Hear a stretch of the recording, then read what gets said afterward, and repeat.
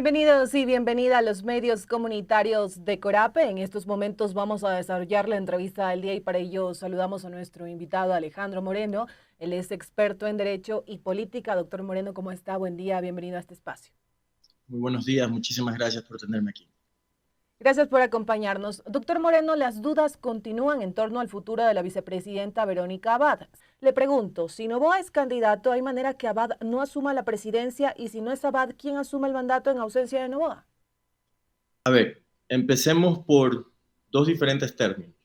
Hay que diferenciar algo muy importante y es algo que yo no comparto en realidad, llamar a un proceso nefasto cuando en realidad la democracia, el código de la democracia, la constitución, todo nos da a entender de que ese es el proceso que se debe seguir cuando se trata de hablar sobre la sustitución de un presidente. Hay que tener en claro que la vicepresidenta sí sigue en funciones debido a que ella está cumpliendo una delegación que le fue otorgada por el presidente, ¿no? Así que en ese sentido hay que tener esos dos panoramas muy claros. Lo que puede suceder aquí es una desconcentración técnica. ¿Qué quiere decir con eso?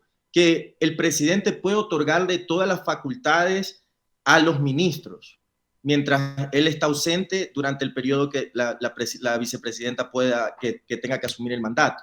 Ahora, de que ella pueda llegar o que se pueda nombrar un ministro, tiene que haber demasiados filtros que se tienen que completar para que llegue a ese punto. Si bien es cierto, ¿qué artículo es el que nos menciona eso? Es el artículo 150 de la Constitución, en el cual dice que un ministro de Estado señalado por el presidente puede asumir por un tiempo temporal la presidencia en el caso de que exista una ausencia temporal, ¿no? Entonces, hay que ser enfáticos en eso. Si analizamos el panorama político, es muy obvio y es conocimiento público de todos los ecuatorianos de que ha existido una ruptura entre el presidente y la vicepresidenta desde el inicio del mandato. Ahora, de que hay un futuro político en las reelecciones, no lo vería, no creo que ninguno de nosotros lo veríamos que sucedería, ¿no? Ahora, lo que sí nos podríamos enfocar es en el futuro político que va a embarcar el país luego de que ya el presidente tenga que postularse para la campaña.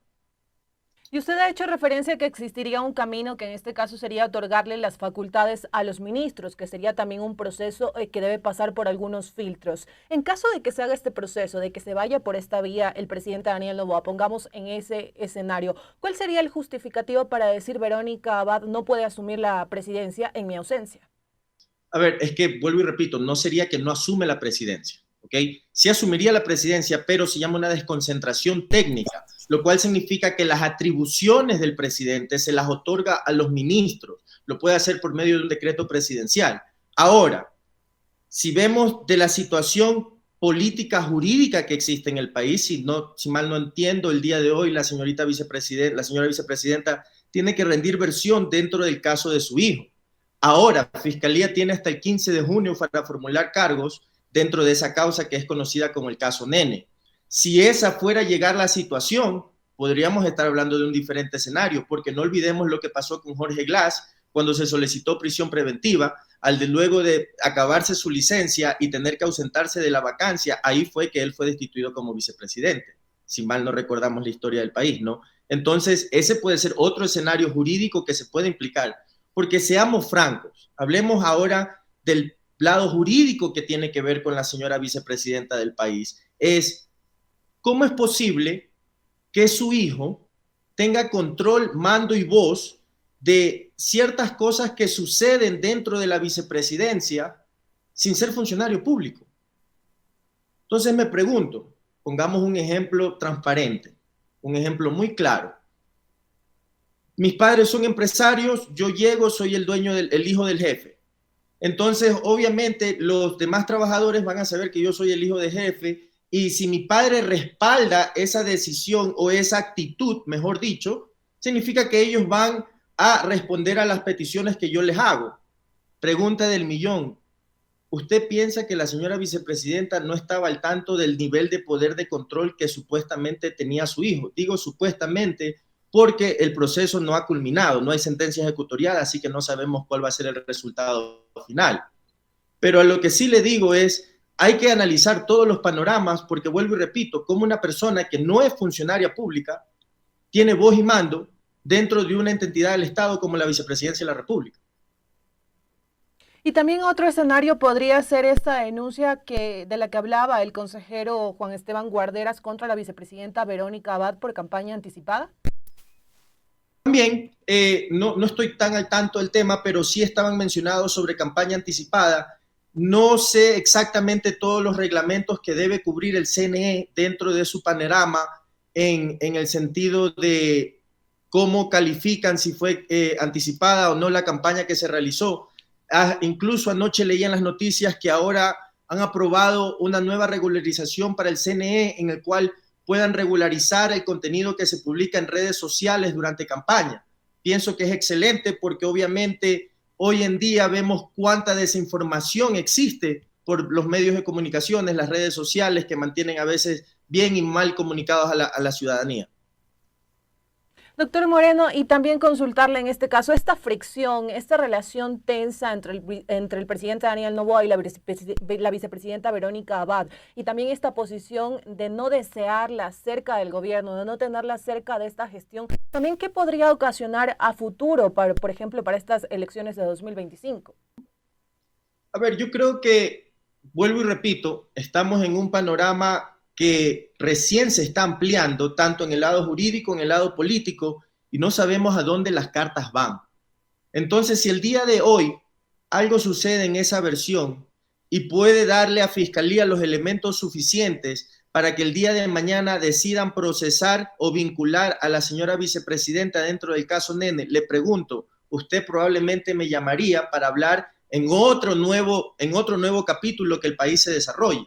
Entonces, cada día las cosas están cambiando. Lo que sí le puedo asegurar es, nos damos cuenta de que tenemos un presidente muy técnico, una persona que es muy arriesgada en las decisiones que toma y es muy arriesgada en la posición que se pone frente al país, frente a la delincuencia, frente al crimen organizado.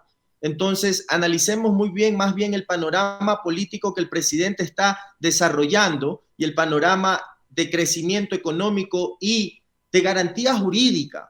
Porque si bien es cierto, hoy en día vemos la ciudadanía respalda las acciones de Fiscalía, respalda las acciones del Ejecutivo hasta cierto nivel. ¿Por qué? Porque son decisiones que nadie las había tomado. Escuchaba temprano durante la entrevista que realizaba sobre las rupturas entre México y Ecuador.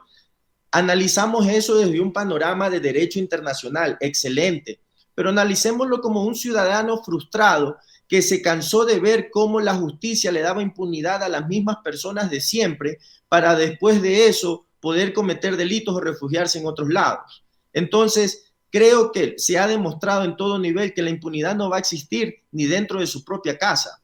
Entonces, analicemos muy bien en qué panorama nos ponemos y es el panorama de la transparencia que trata de proyectar el presidente ante su ciudadanía. Y creo que lo está haciendo hasta de perfecto ejemplo con la misma vicepresidenta arreglando su casa, su propia casa, que ella no la pudo mantener en orden. Seguimos en esta entrevista para los medios comunitarios de Corape con nuestro invitado Alejandro Moreno. Él es experto en Derecho y Política y también consultarle. Mucho se habla sobre esta relación entre el presidente y la vicepresidenta, pero también surgen las dudas de por qué si Noboa no confiaba en Abad, la escogió para su binomio. Yo creo que en el momento que se desarrolló la campaña, Verónica Abad obviamente es una mujer capacitada, tiene conocimiento, pero como dice el dicho, al menos que yo me acerque contigo no voy a saber cómo bailas. Y creo que fue en el minuto que cuando ya se tomó la decisión y tuvo que conocerla más a fondo, vio su entorno durante la campaña, probablemente tomó el alejamiento pertinente y obviamente fue obvio durante la campaña cómo se desarrolló ese alejamiento. Y bueno, no entendíamos por qué. Entendemos que 2 meses luego de asumir el poder se presentan ya denuncias por tráfico de influencias, por corrupción, sistemas de pequeñas corrupciones que querían existir dentro de la vicepresidencia. Entonces, ¿qué nos da a decir eso? ¿Estaba incorrecto él en comenzarse a alejar de ella? Recordemos algo, él no la puede votar. Ella también fue elegida por votación popular, entonces él está respetando la democracia, pero no comparte las decisiones con ella. Y está bien, es como yo vuelvo y repito, es como que usted tenga un amigo, pero si su amigo comete varios errores, no significa que él ya no puede ser su amigo, solo que usted elige alejarse de él, pero sabe que si algún día él lo necesita por algo que verdaderamente sea urgente o prioritario, como en esta ocasión para el país, para la ciudadanía, obviamente se prestará la atención pertinente. Pero seamos francos, la señora ha estado en Israel todo este tiempo. Le pregunto algo, ¿ha implementado alguna ley migratoria que podamos ayudar a los israelitas durante el tiempo de guerra? ¿Cómo los podríamos refugiar en el Ecuador? Ya que somos un país que recepta migrantes, ya que somos un país que acepta migrantes, ella no ha hecho nada. Es más bien se ha quejado en vez de aportar a la ciudadanía. Tenemos una delincuencia a nivel tope en el país históricamente. Así sea remotamente, se trabajó durante la pandemia. ¿Por qué no ha sido capaz de decir, vea, me envío un proyecto de ley para que sea analizado, envío algún trabajo para que sea considerado dentro de la cartera de Estado, pero no se ha hecho? Entonces, ¿qué aportación hay para el país? No hay ninguna.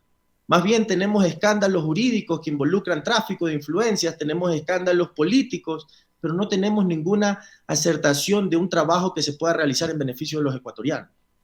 Y precisamente lo que usted ha mencionado, este escenario que se vive en el país de escándalos jurídicos, escándalos políticos, también como nos pone en el radar internacional frente también a que muchas veces en estos escándalos en donde se habla de tráfico de influencias, de relación con organizaciones criminales, también se involucran a altos funcionarios, a políticos.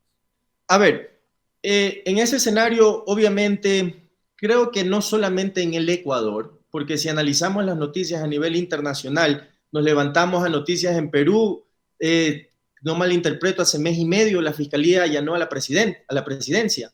Entonces, y así sucesivamente suceden en países latinoamericanos y duele decirlo, pero es la realidad que vivimos, pero al mismo tiempo en ver cómo un gobierno está dispuesto a darle la vuelta a la corrupción y así nos toca exponernos ante los niveles internacionales, a dar a entender qué es verdaderamente lo que está sucediendo en nuestro país.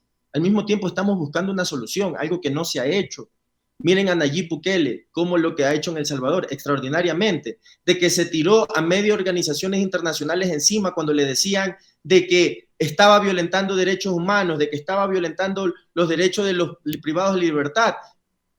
Entiendo hasta un punto, pero como él decía, pero ellos violan nuestros derechos y ¿quién los defiende?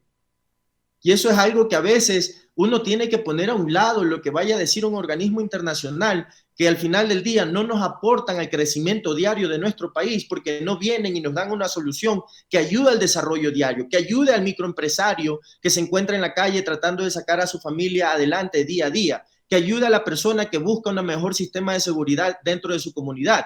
Eso no existe. ¿Y quién tiene que tomar esas acciones? El administrativo. Y si el administrativo está limitado en ciertas armas que tienen para batallar lo que se enfrentan en ese momento, hay que tomar medidas extremas. Le agradecemos a nuestro invitado, el abogado Alejandro Moreno. Muchísimas gracias por acompañarnos en este diálogo para los medios comunitarios de Corape. Que tenga un excelente resto del día. Muchísimas gracias. Un lindo día para ustedes. Que pase bien. Amigos y amigas, nos vamos a una pausa. Sigan en sintonía de los medios comunitarios de Corape, que ya regresamos con ustedes.